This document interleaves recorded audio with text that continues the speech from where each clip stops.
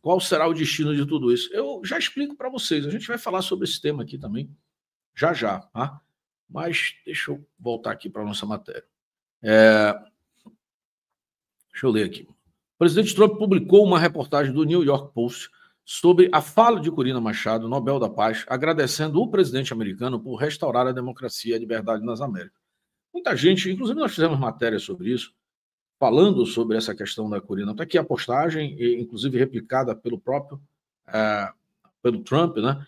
Ele fez isso lá na Truth Social e outros perfis, né? O Trump não tem um perfil dele oficial no Twitter, ele não usa, né? Usam vários perfis ali por ele, mas ele posta na sua própria rede, na Truth Social, né? E ele repostou aqui uma postagem que a Corina Machado fez, agradecendo a ele, né? Eu trouxe na época que saiu o prêmio, né?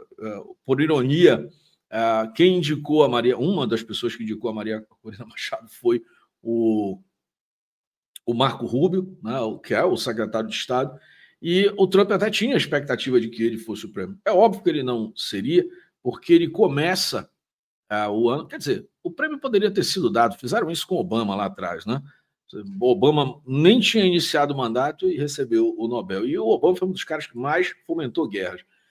Mas o Trump iniciou em janeiro, e aí provavelmente não seria, né, laureado nesse mesmo ano.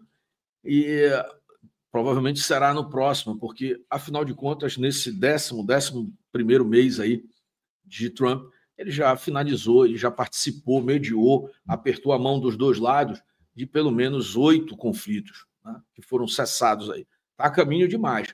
E ainda pode libertar o próprio povo da Venezuela. Sim, chega um momento que a coisa está tão encrostada no sistema, o regime ele já é descarado em ser inimigo do próprio povo. Esse é o estágio da Venezuela. Tem o estágio disfarçado. O regime é inimigo do povo, só serve o povo para que seja sugado nos seus impostos, nos seus recursos, mas isso vai escalando, a sede fica insaciável desse pessoal, sabe? Como uma pessoa que não se sacia nem da comida, nem da bebida e continua dragando as riquezas da sociedade, que chega ao nível de Venezuela. Nós estamos nesse caminho aí. Hoje o Brasil caminha. Nós temos uma chance ímpar agora em 2026, apesar do ano ser par, né, de mudar isso a partir do Senado, principalmente. Mas nós estamos num caminho muito rápido ao que se tornou a Venezuela.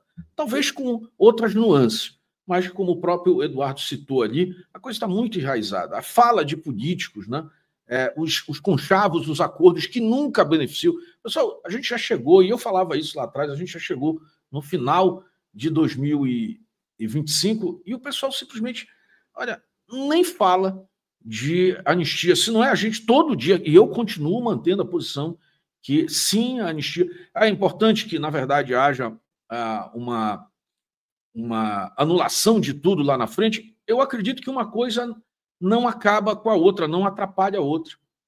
Eu acredito, sinceramente, que uma coisa não acaba. Agora, o que acaba é o sofrimento de 2.000 famílias.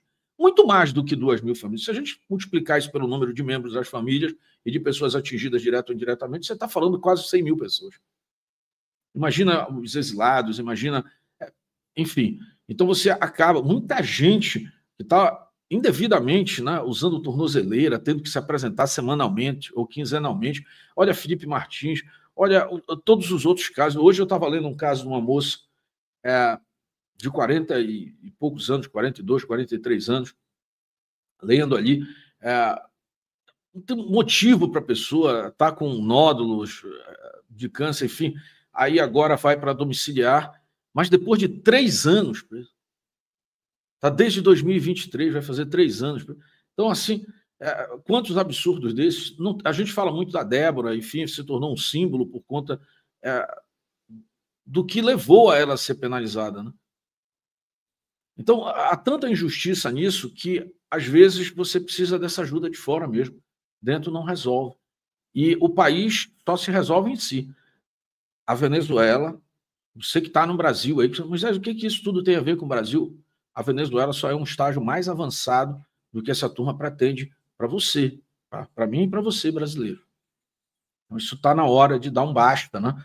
Tanto é que o atual presidente do Brasil saiu de um meio de um evento bilionário, na Amazônia para ir defender o Maduro na Colômbia, com outro narcoditador lá, que é o Petro. Quem está falando que o Petro é narcoditador, que o Maduro é narcoditador? É o sistema de investigação dos Estados Unidos, é o FBI. Sou eu, não. Eles têm materiais para isso, né? A gente vai falar daqui a pouco do Pete Hegseth. Eles estão abatendo, inclusive, o fruto, né, dessas questões.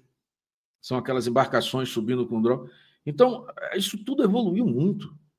Chegou num ponto que precisa ser dado um freio. E quando o Lula faz esse gesto, eu não estou dizendo que o Lula é igual ao Maduro e o Pedro. Eu estou dizendo que ele, ao fazer isso, se iguala. É o gesto dele que faz isso. Qual foi o presidente que saiu? O Xi Jinping saiu lá da China para defender o Maduro? O Putin fez isso? Não. Que são aliados da Venezuela, inclusive tem interesse financeiro. Não. Quem foi lá fazer essa defesa? O Lula. Né? Então, esse é o problema. É isso que está se enfrentando aqui. Temos essa oportunidade em 2026. E aí, eu acredito que será mais um conflito. É importante para o Brasil, é importante para a América Latina esse saneamento. Porque vocês sabem o meu histórico aqui dentro da geopolítica, eu já visitei todos esses países, a gente sabe a diferença. Essa região do mundo é tão rica, pessoal, e ao mesmo tempo tão explorada pela própria classe política que se propõe a prestar o serviço público. É só o único defeito da América Latina inteira. Todos os países na América Latina são de potencial gigante. E eu vou dizer uma coisa. Quando a gente fala em potencial gigante, às vezes é mais a vontade política e a informação do povo que promove do que até as próprias condições. O ridículo é ter as condições e não fazer. Quero até relembrar aqui uma fala do presidente Bolsonaro, quando esteve e foi muito bem recebido em Israel, e conheceu as estruturas lá em Israel, uma pequena porção de terra, em sua maioria deserto, cercado sem fontes de água doce, com acesso ao mar, simplesmente, e com um clima não favorável, clima sem chuvas, e que contornou tudo isso, e é um dos povos mais avançados, inclusive tecnologicamente. E detalhe, cercado por inimigos que já o tentaram obliterar pelo menos 4 vezes.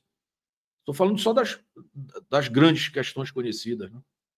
Desenvolveu desde a sua estratégia nuclear, a sua estratégia bélica, mas também, olha, deixou ferramentas para a humanidade. O Waze de Israel tem várias aplicações. Aplicações na área de segurança, então, nem se fala. Conheci várias, inclusive. E de um ambiente que não oferecia essas condições. Aí nós pegamos toda a América Latina de uma forma geral, é rica, é bela em recursos naturais, tem um povo bom e trabalhador, mas que é obscurecido por uma classe política que tenta mantê-lo na base da narrativa e na ignorância. E eu vou dizer uma coisa para vocês, um dos piores mazelas da América Latina são essas ideologias nefastas de esquerda, que pregam a assistência da boca para fora, mas, na verdade, é todo mundo enriquecendo absurdamente na cúpula e sugando a energia da população sem deixar que a própria população desfrute disso. O maior exemplo disso é aquela velha e conhecida, né? Aquele velho e conhecido exemplo da migração. Você não vê ninguém querendo vir dos Estados Unidos para ir morar no Brasil, né? Nem em Cuba, né? Você só vê a mão inversa. Pois é onde tem liberdade econômica e prosperidade. Bom, pessoal, já falei muito aqui.